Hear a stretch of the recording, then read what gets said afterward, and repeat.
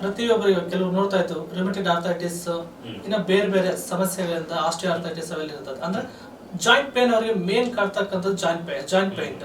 So joint pain ಯಾವ ನಾವು colour ಥೆರಪಿಯಲ್ಲಿ ಯಾವ ತರ ನಾವು ವಾಸಿ ಆಗ್ಬೋದು ಅಂತ ನಿಮಗೆ ನಾನು ಪ್ರೋಟೋಕಾಲ್ ಹೇಳ್ಕೊಡ್ತಾ ಇದ್ದೀನಿ.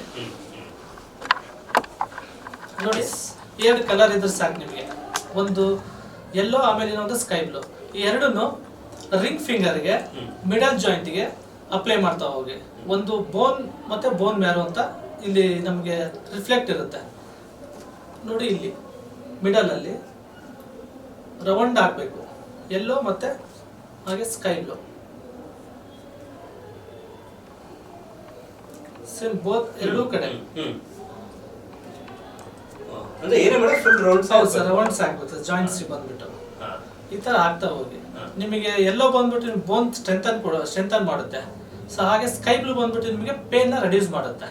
ಸೊ ಇವೆರಡು ಆಗ್ತಾ ಹೋಗಿ ನಿಮಗೆ ಯಾವುದೇ ಜಾಯಿಂಟ್ ಪೇನ್ ಇರಲಿ ನಿಮಗೆ ಕ್ಲಿಯರ್ ಆಗ್ತಾ ಹೋಗುತ್ತೆ. ಹಾಗೆ ಸ್ವಲ್ಪ ನೀವು ಡೈಲಿ 1-2 ಇಂಚು ಕೊಬ್ಬರಿ ತಿಂತಾ ಹೋಗಿ. ಕೊಬ್ಬರಿಕಾಯಿ. ಹೌದು ಸರ್, ಒಣ ಕೊಬ್ಬರಿ ತಿಂತಾ ಹೋದ್ರೆ ನಮ್ದು ಬೋನ್ ಇದು ಏನು ಬೋನ್ಗೆ ಸ್ಟ್ರೆಂಥನ್ ಮಾಡುತ್ತೆ. ಆಮೇಲೆ ಕ್ಯಾಲ್ಸಿಯಂ ನಮಗೆ ಜಾಸ್ತಿ ಕೊಡುತ್ತೆ. ಆಯಿಲ್ ಕಂಟೆಂಟ್ ಬೇಕು ಅಂತಾರೆ ಅದಕ್ಕೆ. ಆಯಿಲ್ ಕಂಟೆಂಟ್ ಇರ್ಬೋದು. ಆಮೇಲೆ ಅದರಿಂದ ತಿಂತಾ ಹೋದ್ರೆ ಕ್ಯಾಲ್ಸಿಯಂ ನಮಗೆ ಹೆಚ್ಚಾಗ್ತಾ ಹೋಗುತ್ತೆ. ಅವಾಗ ಪೇನ್ ಎಲ್ಲ ಕಡಿಮೆ ಆಗ್ತಾ ಹೋಗುತ್ತೆ ಸರ್.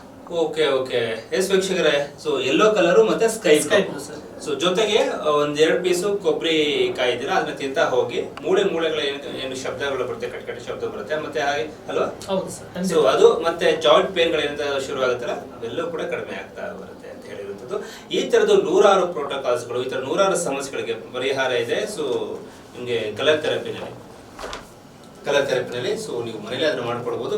ಇಲ್ಲಾಂದ್ರೆ ನೇರವಾಗಿ ನಮ್ಮ ಬಸವ ಅಕಾಡೆಮಿಯ ಈ ಸೆಂಟರ್ ಕೂಡ ನೀವು ಬರ್ಬೋದು.